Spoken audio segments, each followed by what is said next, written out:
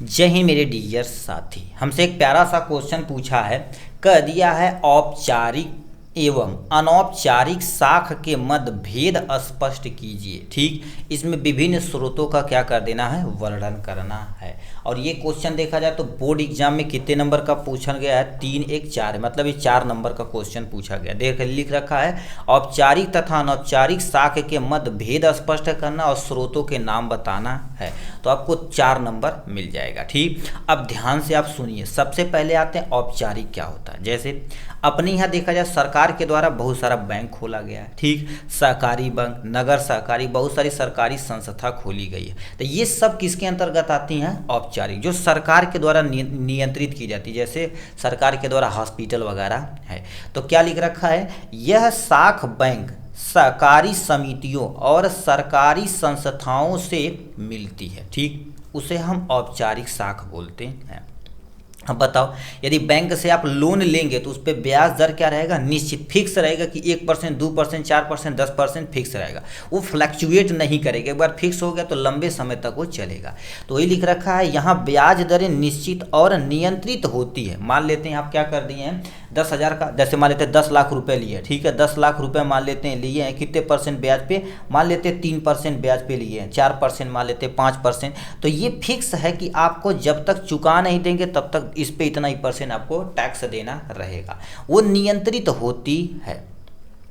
यह क्या होती है, औपचारिक शाखाएं क्या होती हैं, सबसे ज़्यादा होती है। तो लिख रखा है यह सर्वाधिक होती, मतलब इनकी संख्या क्या होती है, अधिक होती, उसे औपचारिक शाख बोलते हैं। तो ये आपके सामने क्या दे रखा है, ठीक इतना चीज़ दिया गया है आपके सामने औपचारिक। अनौपचारिक में गुरुदेव क्या होता है, जस्ट इसी का उल्टा। अब इससे कंपेयर कर दिए। देखिए इसमें क्या होती है, अनौपचारिक में मतलब कोई व्यक्ति है, कोई साहूकार हो गया, कोई बहुत सारा तुम्हारे पास व्यापारी हो गया बहुत बड़ा, तो सब करते क्या है, हमको पैसा देते हैं। क्या करते हैं, हमको पैसा देते हैं, उस पर मनचाहा ब्याज आपसे ले लेते हैं। ठीक, अब देखा एक बार बाउंस किया आपका ब्याज तो क्या कर देंगे, उस पर जोड़ते जोड़ते जोड़ते जोड़ते चले जाते हैं। जैसे देखेंगे आप कोई गाड़ी लिए तो आप फाइनेंस करवा लेते हैं कि आप जैसे 1 लाख का सामान है तो 1,20,000 किस्त हो जाती है। ठीक, तो उससे किस्त भरते जाते, किस्त यदि नहीं भरें तो उठा ले जाते हैं। तो वही लिख रखा है, यह साख यानी यह साख साहूकारों, रिश्तेदारों और व्यापारियों से मिलती है, जिससे ब्याज दर क्या होता, अधिक होता है। यानी अनौपचारिक साख में देखा जाए तो ब्याज दर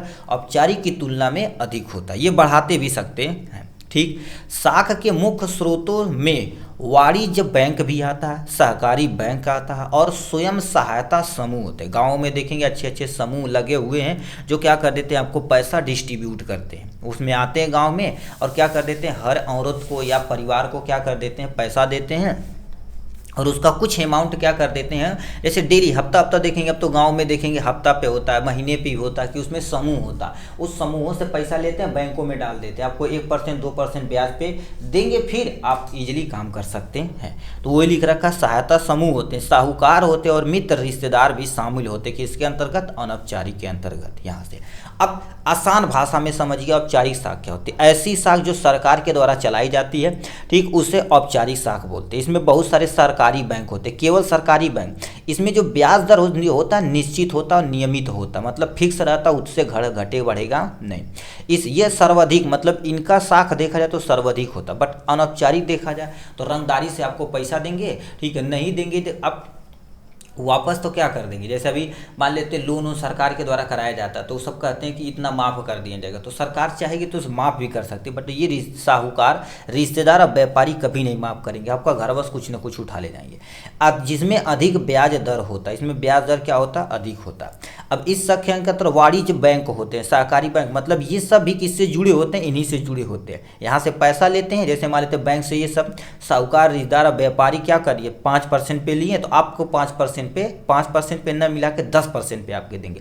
तो आपका 5% क्या करेंगे, बैंक को देंगे और अपना जो 5% आपसे 10% लिए हैं, अब 5% आपके 10% लिए, 5% बैंक को देंगे, 5% अपने रख लेंगे। ठीक, तो ये काम सरकारी, ठीक, यही से करते हैं अनौपचारिक साख वाले, इसी व्यक्ति से। ठीक, इसमें रिस्क रहता है, इसमें ब्याज दर क्या होता है, अधिक होता है, सर्वाधिक नहीं होता, इसमें लोग कम ही लेते हैं।